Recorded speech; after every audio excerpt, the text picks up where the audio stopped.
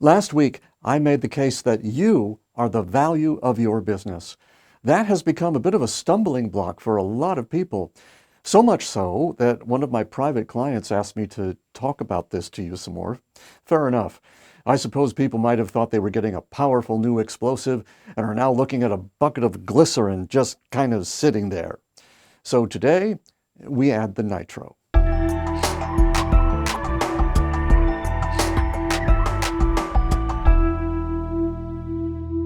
A dog and a cat go to heaven, and they're standing in the presence of God on his throne.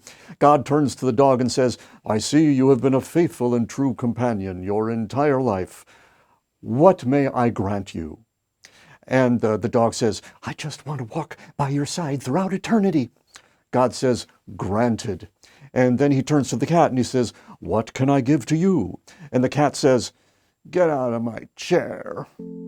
Many of us were taught early on not to make everything about me, but rather to be kind and to focus on the other guy. And if we wanted to be successful in business, be tactful as hell. And to the extent that I struggled, it was almost entirely because of ego needs.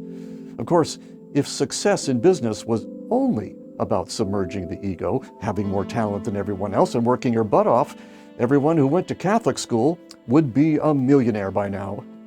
But that isn't the way it works. And that definitely isn't the way it works for a solo professional. You have a limit on the amount of time you can offer, and the only way you can maximize it is to charge more for each unit of time you make available, whether that's one-on-one or through a course or a product. And the only way you can do that is to make it crystal clear that you are the only logical choice, where by contrast, any second choice appears so downscale, you ruin someone for any other solution. You don't get there by hiding who you are. And this brings us to the question my client asked. So doing all this talking about myself, what's to keep my ego from running amok? Good question. Too many of us don't ask the right questions in the first place. Instead, we ask, what color should I make that buy now button? Which side should I part my hair on? But questions like that just pick us up and drop us off smack in the same place we started, time after time. We don't see it because there really are a ton of little things you can do to ramp up attraction once you're headed in the right direction. The same things that would land you flat on your face when, say, you're in an endless desert. Something found only in the Twilight Zone. And here I speak from bitter experience.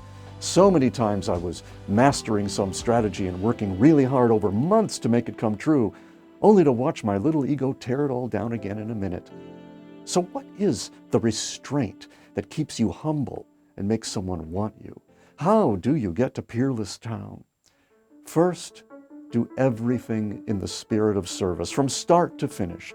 That puts the check on your ego. Making yourself a matchless match starts by using the method I outlined last week, so you can click here to watch that again. We won't go over it now. Baby, won't you tell me? And now we have to think about something really scary. It stops most people dead in their tracks. They worry that if they ever really seriously consider this question, they'd have to change everything about their business. And so they think, well, some results are better than risking it all and ending up with nothing. I would say, first of all, it's not about changing everything. From the outside, it looks like little tweaks. Secondly, no one is born wanting to be mediocre. So anyway, here's the scary question. For whom in your world is what you have, a win so big, they almost can't put a price on it? Every good business has a large enough contingent of those people to make that business rich beyond the dreams of avarice. And if you keep talking to those people in the spirit of service, you'll first revolutionize the way you feel about your own business to the point where external rewards mean very little. What was this award for? I'm sorry. Huh? Oh, viewer's choice. Oh my God, y'all, thank you. And second, radically shift what you think of as normal income. If someone is used to working for, say, $100 an hour, that'll change to $500 an hour and up as the person gets more clarity on the value of what they offer. And what will all of their new clients have in common? Not much, except for an external need, a huge difference in how they'll feel about their life once that need is met, and the resources to afford your services. But that will never happen unless you allow yourself to think about your true value and how you package that in a way the right others will find attractive. Fortunately, this doesn't require mind-reading skills or surveys or focus groups.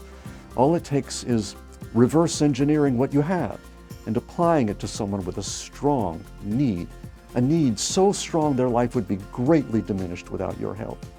Marketing 101. Find a need and fill it. Some do this by niching down so narrowly that the right people find it easier to say yes without you having to stretch very much at all. This makes sense. It's just never really worked for me. My clients are more diverse than the characters in a Star Wars bar. Either way, why don't more people use this, given how much it could raise their game? Fear, I guess. Fear, nothing more. And when you go on video in fear, people turn away. It's not your hairstyle, your clothing style, or your lifestyle. So next time, we'll look at how to take all this we've been talking about and use it to put yourself on camera, peerlessly. And then we'll explore some fun ways to keep people watching. Always my favorite. Keep your focus, and we'll see you next time on The Visible Authority.